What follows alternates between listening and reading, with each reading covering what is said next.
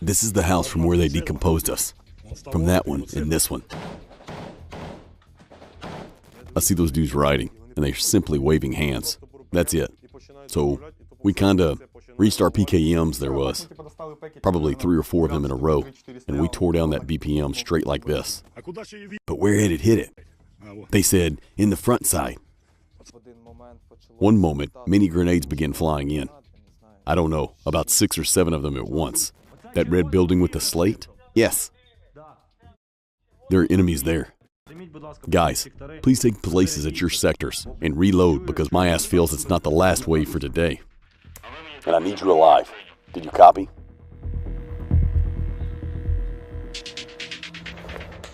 Three enemy armored personnel carriers and dozens of occupiers' infantrymen were destroyed. All in one battle, on a small piece of land, at a position called Rocket. In this episode, Ukrainian soldiers will tell all the details of this fierce battle in Avdiivka, Donetsk region. I am a commander of the assault group NC-13 of the 2nd Assault Battalion of the 3rd Separate Assault Brigade. I was the commander of one of the groups that defended Rocket and the nearby position. Tell us, please, what a position the Rocket was, where it was located in Avdiivka, and what was its significance. If we look at the occupiers' video that they've published, the enemy pointed that they were decomposed from this, and this building. So the Rocket is exactly that 2-story building. This is the house from where they decomposed us. This is the house. From that one and this one, they decomposed us. Here we found our BPM. But where had it hit? They said, in the front side. Ah, here. We found our men. Not all of them, of course. Let's enter there.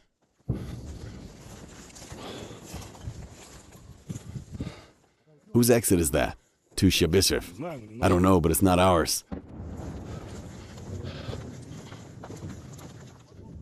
And it is a basement here, what? Yes. We'll have a look. I say Moped is there, only Homer is missing.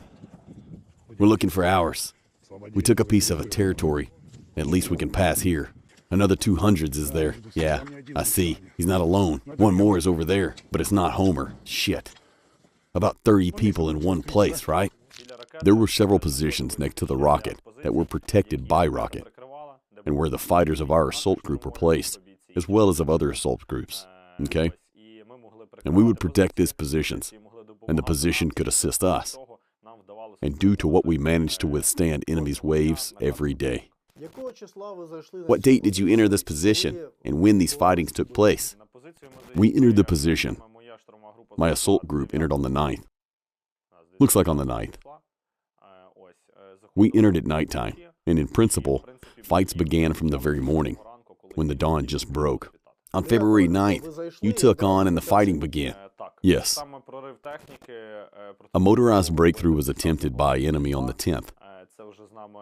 The assault groups, Decepticons, and Wolfspack were already supporting us at the time. There are ours and yours in these houses. Be careful, I'm firing from the underbarrel. Go ahead. Diagonally orcs? Yes. Damn, you need to warn, man. The very first house, on the right, is ours. Immediately right, across the street, and across the street are the enemy.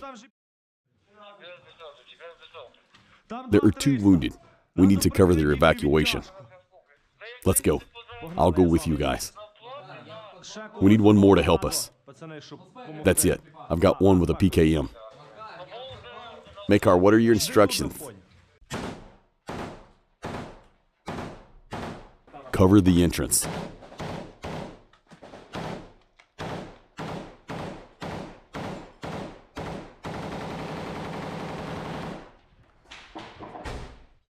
Shit, they're shooting at us from that greenhouse. Across the street? Yeah, from there. Maybe we should use the RPG on them.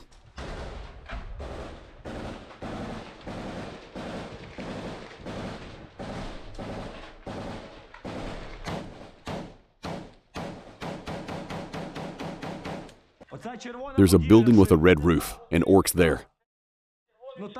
How many? I don't know. You shot at them with a thermobaric. Roger, now I'll shoot again. And ours are going to move from there? I don't know.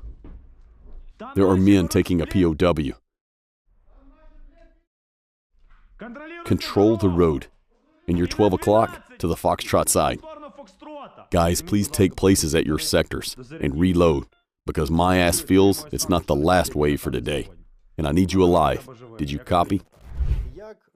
How did the fightings go on February 10th? The motorized assault brigade of the enemy was conducted in the morning. It was approximately at 7 a.m. maybe a bit earlier, maybe a bit later.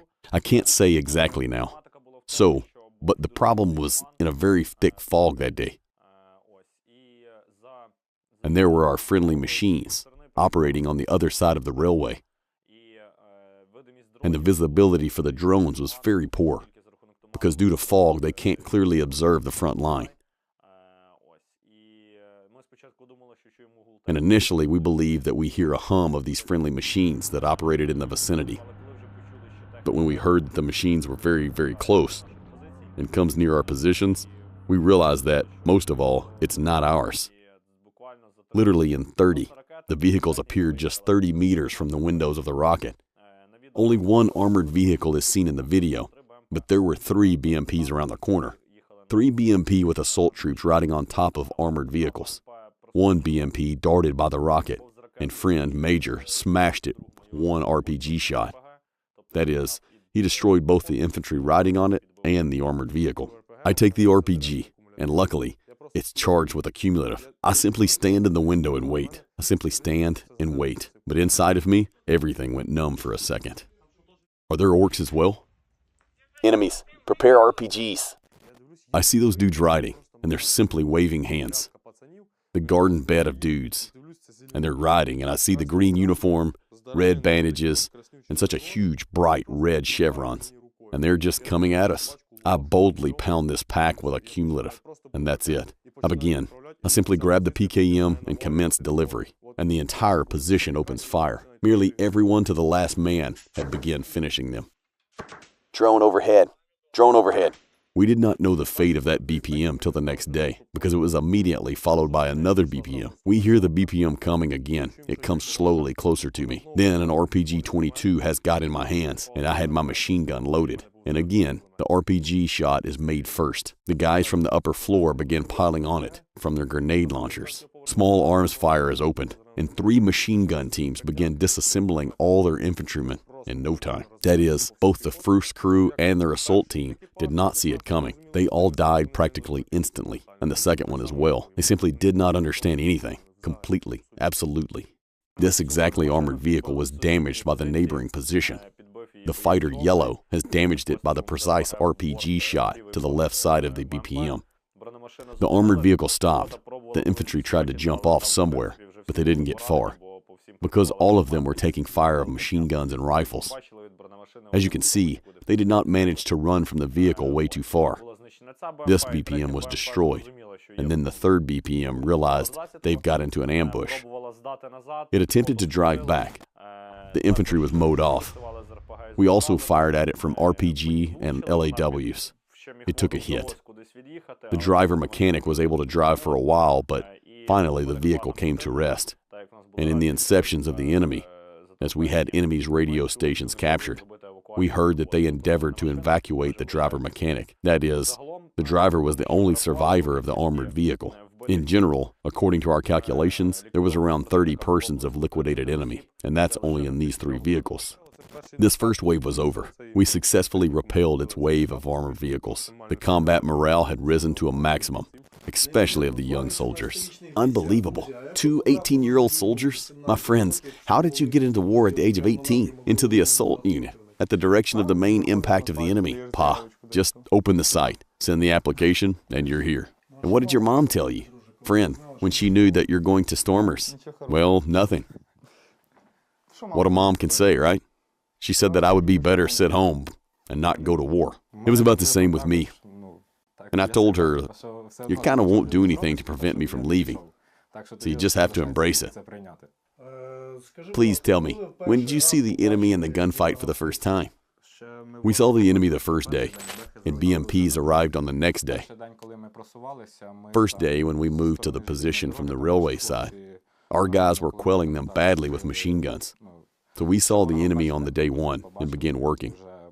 In the close contact, when the enemy is at a distance of visual contact, like the distance is 50 meters and less, it was already on the second day when the machines darted in literally near positions where we were.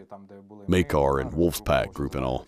They just began driving in, those BMPs, and we commenced to fire contact with them when they were already next to our building. From my flank, the situation developed like that. I was covering my sector, exactly to the road where BMPs moved. I have a machine gun installed. I look out of the window and I see the M passing by, and the fire contact began. There are 10 bodies with red bandages riding on the armor, and that's it. We reached for PKMs, and there was probably 3 or 4 of them in a row, and we leveled that BMP to the ground. There were no moments when everything was calm. The enemy always attacked in waves, endured some maneuverings to encircle us. Yellow, report situation. Monitor the entrance. Reinforcements are dispatched to us. We fight back. We fight back. Roger, copied. We support.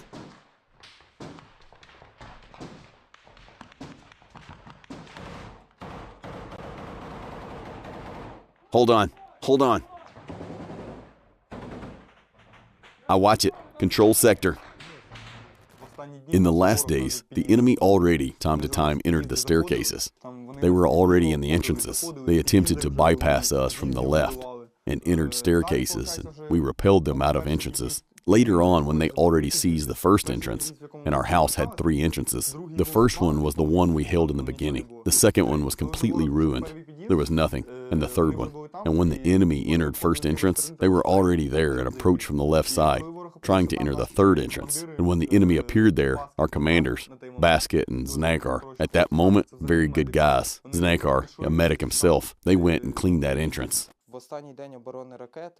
The last day of the rocket defense, I had to assume command of our unit. We had communication with soldiers of the 2nd company. The last day was hard. The enemy already knew well where we were firing means, where our positions, and I have a suspicion that they were already intercepting our communications. And then we hear that all positions are shouting, "Enemies attacking," kinda approaching the rocket itself, the building. We distributed sectors immediately and began standing to defense. And it came as a surprise to us that the firing contact began from every side. That is, our building was encircled, and grenades began flying into every window. And then, in the most interesting moment when I've just sat to eat, frankly, I opened a can of Sprats and a pack of biscuits, and I've just begun eating when the squash flew in the window, and Beethoven yells, "Orcs!" And he begins pounding there without hesitation. I let drop all that crap, grab the PKM, and ask, "Where are the damn orcs?" And then the grenades start flying into the ground floor windows. The Makar people were on the ground floor. Honestly, I thought that all of those guys were finished because I could not hear anything. I only heard grenades and grenades and grenades and shooting. Thank God, the fellows were okay, kinda. The guys simply stepped back to more favorable positions. And then we realized that the enemy already. I hear them approaching from one side and another side. We begin tossing grenades at them from the upper floors and run out of grenades. My group was in the 3rd entrance of the rocket, and the enemy attempted to break in there.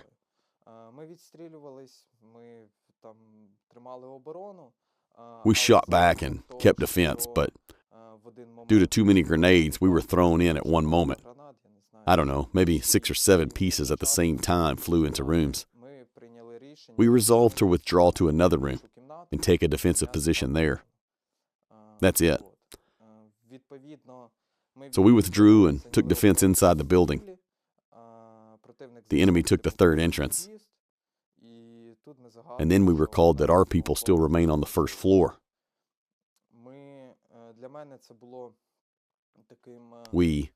For me, it was quite a shock because on the 1st floor was my brother-in-arms, Junior. He's a marksman. That's it. That's why I became very troubled about him, and there was a moment when I wanted simply kind of go solo and take him out of there. Yet, luckily, I could keep my cold judgment, and when I heard that, I heard shots of his weapon, of the M rifle. It has such a specific sound. I realized that Junior is alive, and we have the intent to drag him out of there. And then we realized that, like sliced a hell of a group of orcs, kinda, because I hear only one of them beneath. And I hear our guys from the other side of the rocket. They're shouting for me. I stand and hold my sector. My radio is here, but I can't do anything because, heaven forbid, if he climbs the steps, either I cancel him or he cancels me, and that's all. I can't say anything on the radio. Beethoven holds another sector, and our marksman friend Junior stands on the opposite side. He holds his sector as well, lest any shit would fly in, heaven forbid. And it happened so that, I don't know what induced me to do that, but I simply began rattling to him. I just began talking to him, kind of burn in hell. That is, I simply began cursing him, really oppressing him. And he begins responding to me in the same way. So it's been going like, why the hell did you come here? What are you doing here? What are you up to? Who are you? He tells me that this dude is from Siberia. He tells me that his name is Vasa. He tells me that he is 30, and I am poor, and he has got a writ. Poor me. I received a writ. I must go to the war. The barrage squads are behind us, kinda. He tells me. The most interesting is that he tells me, kinda, there are barrage squads behind you as well. You're too. If you step back, you're too kinda gonna be shot. I say, are you crazy? We don't have such a bullshit. For such cases, we have a court. But as a minimum, our people don't step back. No one threatens us like they threaten you. And he tells me, let's have a smoke. I hear him really putting down Kalash. And I put down my PKM. I light a cigarette, and I hear my lighter clicking. But I don't hear his lighter click. And at this moment, a grenade flies in. Holy shit! And I, stunned, simply hear the grenade bumping the wall. I bounce away like this, like it was with that FPV. The grenade blows off, and he tells me, so what, are you alive? I say, you'll never live to it, bastard. And that's all. And then it went deadly silent. I hear that Decepticon guys are already approaching the building, and I hear them beginning the rush. We withdrew the main group away from the rocket. We calmly retreated, keeping sectors under control. We checked resources. Then we gathered a team of, so to say, suicide men. 6 persons. They were boys from the 2nd company, and from the Decepticons platoon, from the platoon of wolf packs, basket, Znakar, such, real hurriers. And I joined with them in their group. 6 of us went there, and we, in our first, so to say, project, was a mission to storm the ground floor, to take out our guys from the 1st floor. Well, we came close to the building. We did everything they taught us, monitored every window, worked professionally. We came to the very entrance of the building, and we were deciding how to exactly enter it. And now we're raising our heads to see that there's a big hole in the 1st floor wall from the hit of a 120mm shell. We started communication with our brother in arms, Junior. Hesitated long. We asked him, stick out your head. It was like, that's us, your brothers in arms. Yet he hesitated long because he didn't know for sure whether those were we or not. Strange request. Yeah, we communicated with him because we did not know how many enemies entered the ground floor, and we did not know how many more of them will enter. We resolved merely to descend our fellows. We found a long pole, set it up against that hole, and down that pole we brought people that remained on the 1st floor. I watched what our guys had brought in, and there's such a pole, a stick with nails. I try to climb down it carefully. I fail. I fall and tear my gloves, and I fall from the 1st floor.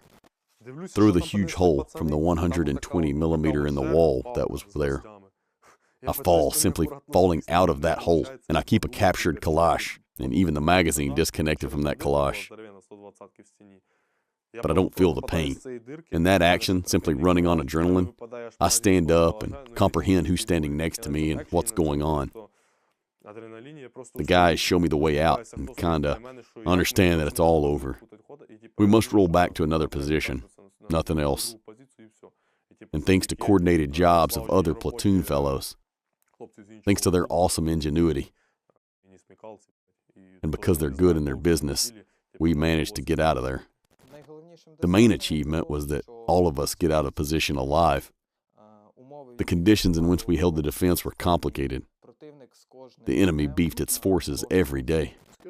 Tell us, please, so that we could comprehend the heat and intensity of fights. How many POW did you capture during these battles? We managed to take 3 prisoners. So, 1 prisoner was taken by the fighters of my group, and the fighters and a scout. And 2 soldiers were captured by our 3rd platoon over there on the remote positions.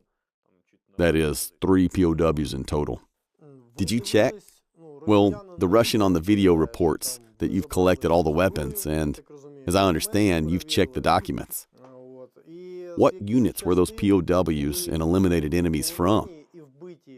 So that we will know what troops were assaulting you and what brigades.